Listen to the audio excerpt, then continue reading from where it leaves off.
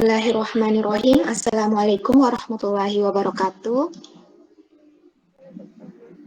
Waalaikumsalam warahmatullahi wabarakatuh. Perkenalkan, kami dari kelompok 1 akan mendiskusikan tugas akuntansi biaya yang beranggotakan Lini Marcelina, saya sendiri yaitu Kirana Az-Zahra, Sri Wahyuni, Isnayanti, dan Andi Fadila. Langsung saja ke soal S71 mengenai kuantitas pemesanan ekonomi dan waktu pemesanan kembali akan dijelaskan oleh teman kita yaitu Andi Fadilah. Soal 1 sampai dengan 3 kepadanya dipersilahkan. Baik, terima kasih atas kesempatan yang telah diberikan. Soal S71 yaitu PT Ananta Setia menggunakan bahan baku 11 sebanyak 150.000 kg setiap tahunnya. Biaya yang dikeluarkan untuk menempatkan pesanan adalah Rp10.000. Biaya penanganan persediaan per unit adalah Rp3.000. Rata-rata penggunaan bahan baku 11 adalah 600 kg per unit. Diperlukan waktu selama 5 hari sejak pesanan ditempatkan sampai bahan baku 11 diterima perusahaan. Diminta poin 1. Hitunglah KPE untuk bahan baku 11. Kedua, hitunglah biaya pemesanan tahunan untuk bahan baku 11. Dan yang ketiga, hitunglah biaya penanganan persediaan tahunan untuk bahan baku 11. Jawabannya, perkiraan kebutuhan bahan baku 11 1 tahun ke depan 150.000 kg. Biaya bahan baku 11 per hari 600 kg. Biaya pemesanan per pesanan itu Rp10.000. Biaya penanganan persediaan yaitu Rp3.000. KPE sama dengan akar 2 kali KU kali BP per BB kali BPP sama dengan akar 2 dikali 150.000 dikali 10.000 per 3.000 kali 600 sama dengan akar 3 miliar per 1.800.000 sama dengan akar 1.667.000, hasilnya yaitu 1.290 unit.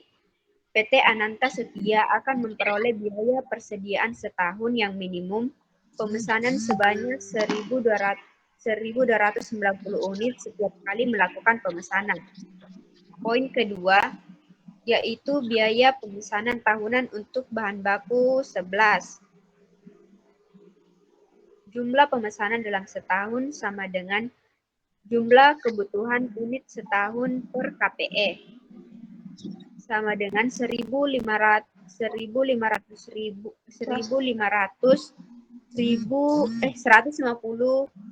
kilogram per 1.290 unit. Hasilnya 116 kali dalam setahun. Biaya pemesanan setahun sama dengan biaya pemesanan dalam setahun kali biaya pemesanan sama dengan 116 dikali 10.000, hasilnya Rp1.160.000. Jumlah pemesanan rata-rata sama dengan KPE per 2. Sama dengan 1.290 per 2, hasilnya yaitu 645 unit.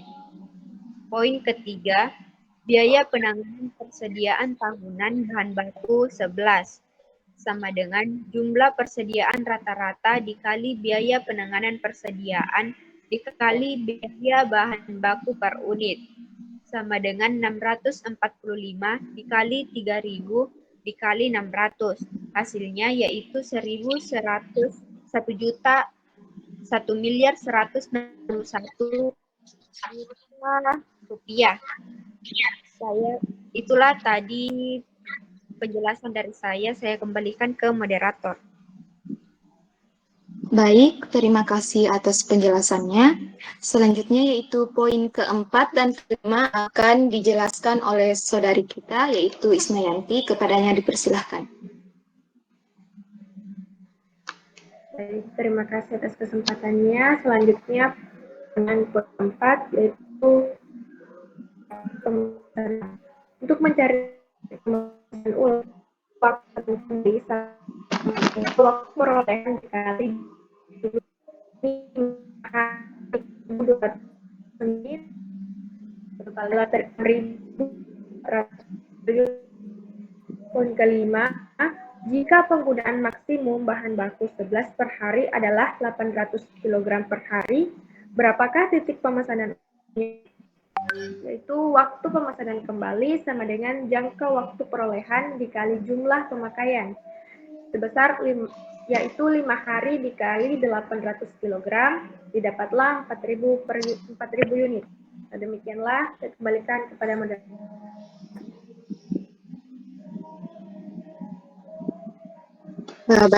Baik, terima kasih atas penjelasan mengenai S71.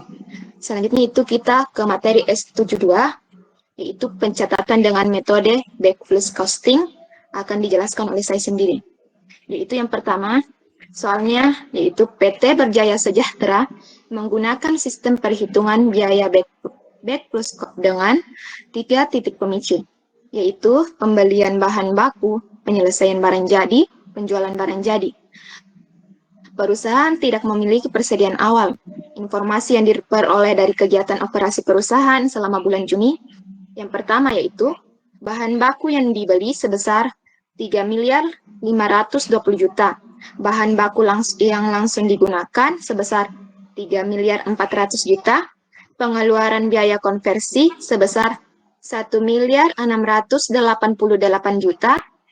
Biaya konversi yang dialokasikan sebesar 1.600.000 juta, biaya yang dipindahkan ke barang jadi sebesar 5 miliar, dan beban pokok penjualan sebesar 4.760 juta.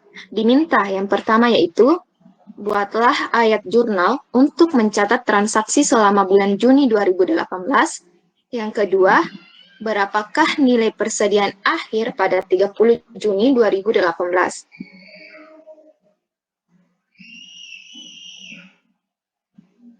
Nah, untuk ayat jurnal bulan Juni 2018 yang pertama yaitu pembelian bahan baku langsung sebesar 3.520 juta, pengeluaran biaya konversi sebesar 1.688 juta pada kas sebesar 5.208 juta.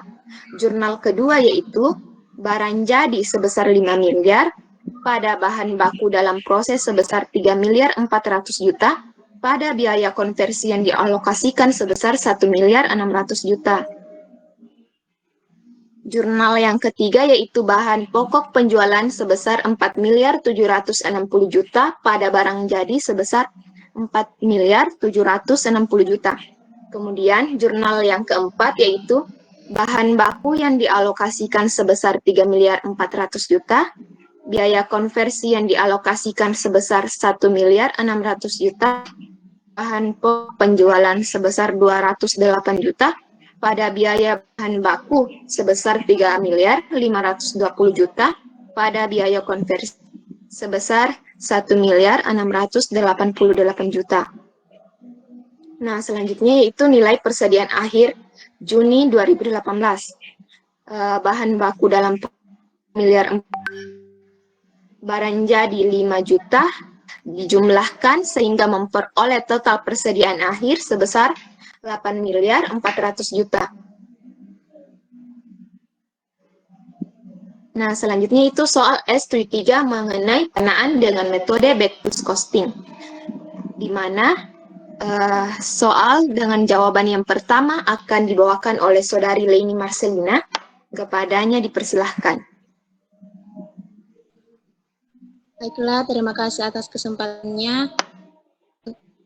S73, PT Lumbung bersama menggunakan metode backflow costing untuk menghitung biaya produksi dalam perusahaannya.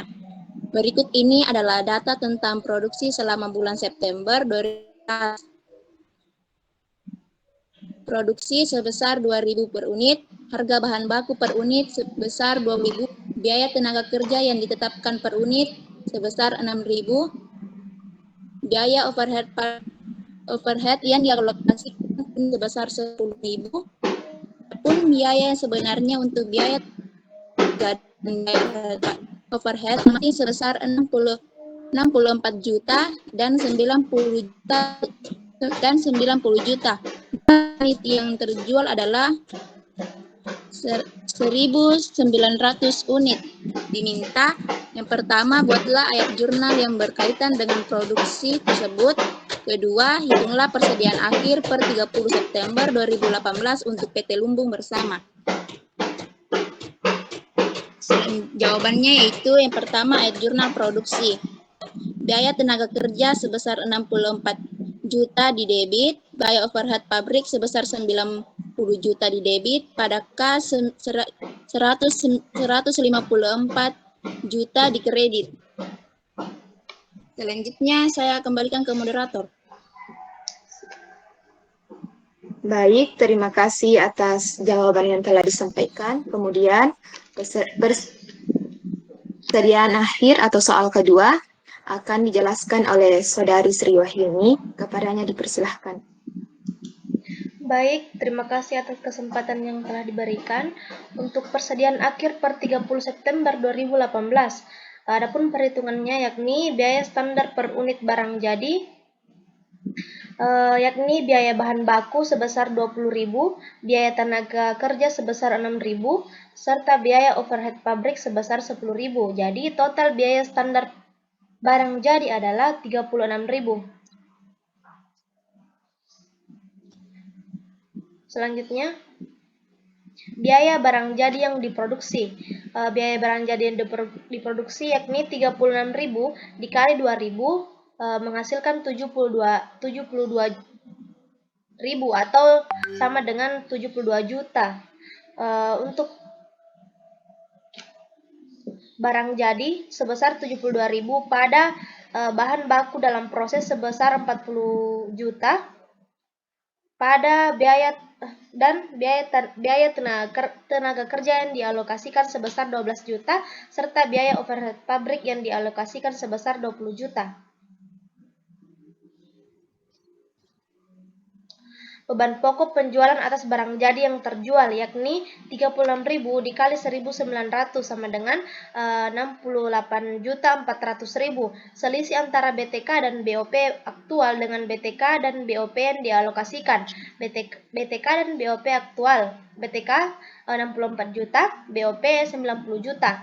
BTK dan BOP yang dialokasikan yakni BTK 12 juta dan BOP 20 juta. Adapun perhitungannya, 64 juta dikurang 12 juta sama dengan 52 juta, dan 90 juta dikurang 20 juta sama dengan 70 juta. Total dari seluruhnya adalah 122 juta.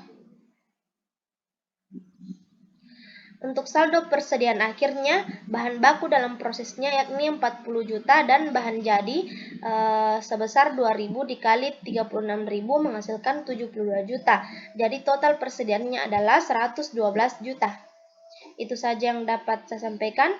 Saya kembalikan kepada moderator. Baik, terima kasih atas pemaparan materi dan jawabannya kepada teman-teman sekalian. Nah, selanjutnya itu kita lanjut kepada sesi diskusi. Nah, di sini saya ingin bertanya mengenai soal S73. Dalam metode back plus costing itu kan digunakan untuk menghitung biaya produksi. Nah, pertanyaan saya di sini, apa saja jenis produk yang akan diproduksi dengan metode back plus costing? Kepada teman-teman yang ingin menjawabnya, dipersilahkan raise hand.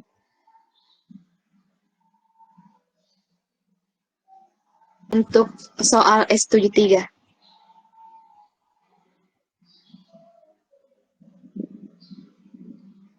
Nah, kepada Saudari Laini Marcelina dipersilahkan. Baiklah, terima kasih atas pertanyaannya. Saya akan menjawab mengenai pertanyaan tersebut, di mana jenis produk yang cocok untuk menggunakan metode black costing adalah produk-produk dengan proses produksi yang relatif sederhana dan menggunakan bahan baku standar. Metode black costing cocok untuk digunakan dalam industri yang menghasilkan produk-produk dengan proses produksi yang singkat dan bahan baku yang relatif murah. Contoh industri yang cocok untuk menggunakan metode black close costing adalah antara lain industri makanan, pakaian, dan barang konsumen lainnya. Metode ini juga sering digunakan dalam industri manufaktur, khususnya dalam produksi massal. Terima kasih. Saya kembalikan ke moderator. Baik, jawabannya sangat jelas. Selanjutnya untuk teman-teman yang ingin bertanya, dipersilahkan untuk raise hand.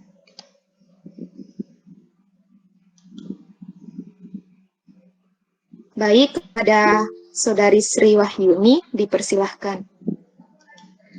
Terkait dengan metode pencatatan back plus costing, apa sih pengertian dari pencatatan back plus costing itu? Terima kasih. Saya kembalikan kepada moderator. Baik, saya sendiri yang akan menjawab pertanyaan dari Sri Wahyuni, yaitu mengenai pengertian pencatatan dengan menggunakan back plus costing. Pencatatan dengan metode back plus costing itu adalah metode akuntansi yang mencatat biaya setelah barang dijual atau layanan selesai.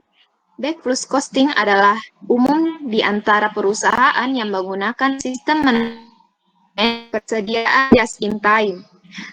Ini menghindari pelaporan semua biaya yang mahal dan rumit saat terjadi. Dan ini semua biaya dalam satu entry setelah proses produksi diselesaikan. Nah, kepada Saudari Sri Wahyuni, apakah sudah mengerti? Iya, mengerti. Baik, untuk teman-teman yang masih ingin menjawab mengenai materi, dipersilahkan.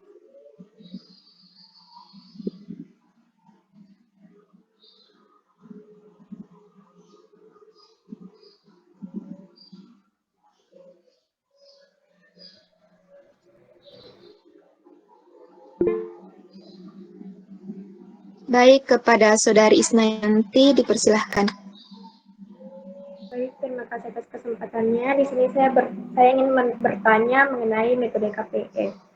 Nah, mengapa perusahaan metode KPS untuk mengatur persediaan serta apa keterbatasan dari metode tersebut? Ya, saya kembalikan kepada moderator. Baik, terima kasih atas pertanyaannya. Untuk teman yang ingin menjawab, dipersilahkan.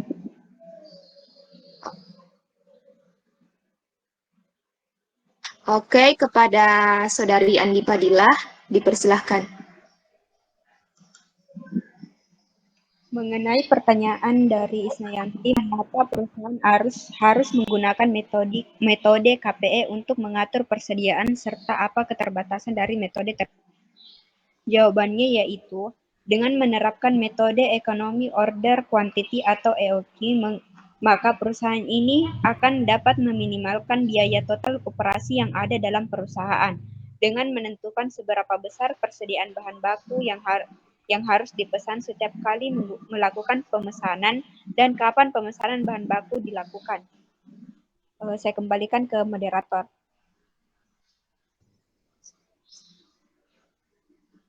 Baik, terima kasih atas jawabannya. Untuk Saudari Isnayanti, apakah jawabannya diterima atau bagaimana? Baik, untuk teman-teman yang masih ingin bertanya, dipersilahkan untuk mengangkat tangannya atau raise hand. Baik, kepada Saudari Leni Marcelina, dipersilahkan untuk menjawab. Baiklah, terima kasih atas kesempatannya. Di sini saya akan bertanya mengenai apa sih tujuan penerapan metode kuantitas pemesanan ekonomi dalam pembelian bahan baku. Sekian, saya kembalikan ke moderator. Untuk teman-teman yang ingin menjawab, oke, kepada Saudari Isnayanti, dipersilahkan untuk menjawab pertanyaan dari Leni Marcelina. Baik, terima kasih atas kesempatannya. Saya akan menjawab pertanyaan dari Saudari Leni Marcelina, yaitu apa tujuan penerapan metode kuantitas pemesanan ekonomi dalam pembelian bahan baku. Pengendalian persediaan bahan baku menggunakan metode kuantitas pemesanan ekonomi atau KPE yang bertujuan untuk mengetahui besarnya pembelian bahan baku yang optimal, frekuensi pembelian bahan baku dalam satu periode, batas titik pemesanan bahan baku, total biaya persediaan, dan untuk membandingkan total biaya pengendalian persediaan bahan baku yang digunakan perusahaan dengan pengendalian persediaan bahan baku menggunakan metode KPE. Demikianlah, saya kembalikan kepada moderator. Apakah ada teman yang ingin bertanya lagi atau bagaimana?